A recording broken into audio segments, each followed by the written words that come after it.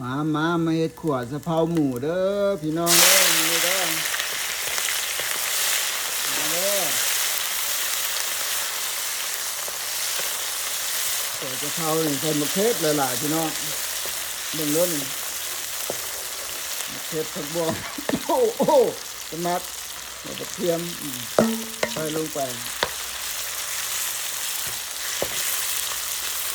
มันจะเจือนเลย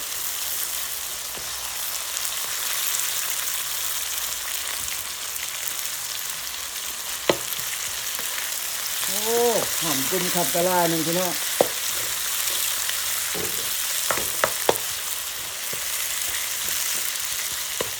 เดี๋ยวอยู่ใกล้มาเด้อ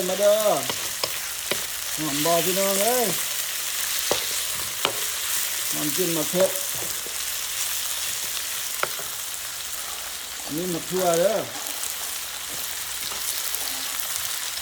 เป็นเบ็ดเล็ดเนี่ย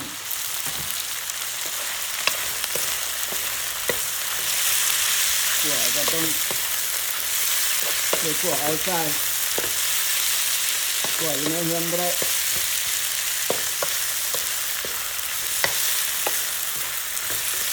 พี่น้องมีเรื่อยก็สมัครแล้วพี่น้องถ้าเขาเป็นผู้ขั่วนี่ก็ยังโง่แก่อยู่บ้านสูตรไข่ได้หนิเด้อผู้ใดมีสูตรขวดจะเข้าดีๆก็คอมเมนต์มาบอกก็ได้พี่น้องเด้อสูตรแซ่บสูตรไข่ก็บ่ได้มีหลายดอกมะเขือกระเทียมบัวแดงแล้วก็น้ำมันหอยแตงงัวมะขั่วกะเพรานั่นแหละสูตรไข่นี่ก็แตงงัวก็ผู้ใดมักหลายก็ใส่หลายเด้อพี่น้องเด้อใส่หลายก็แซ่บหลายน้ำมันหอยใส่ลงไปออยสเตอร์แซ่บใส่หลายก็เค็มเค็มกับแข็งสุดเกลือใส่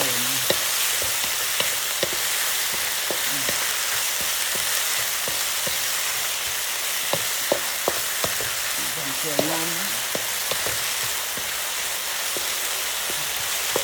เล็งไฟแห้งถึงไฟใส่ไฟแก๊ส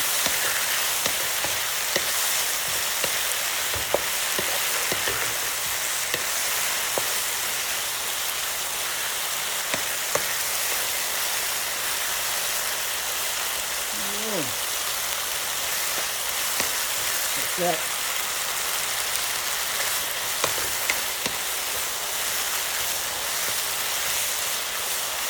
เล็ดหมดเนี่ย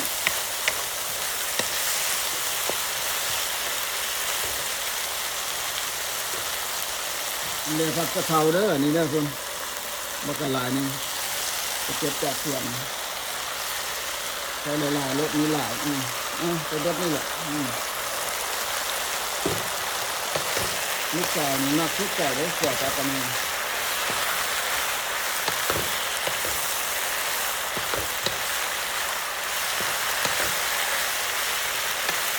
ใช้หลายๆแบบนี้ลงแล้วก็จะได้มี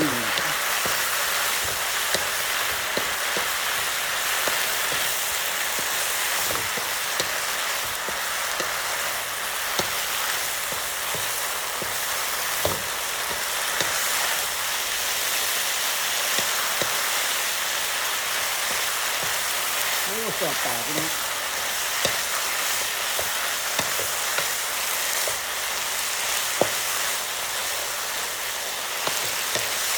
เรียบร้อย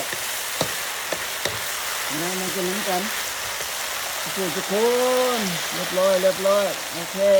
thank you ขอบใจละลายเด้อที่เข้ามาเบิ่งมาชมเอาขอให้อยู่ดีมีแรงโชคๆมันๆทุกคนบาย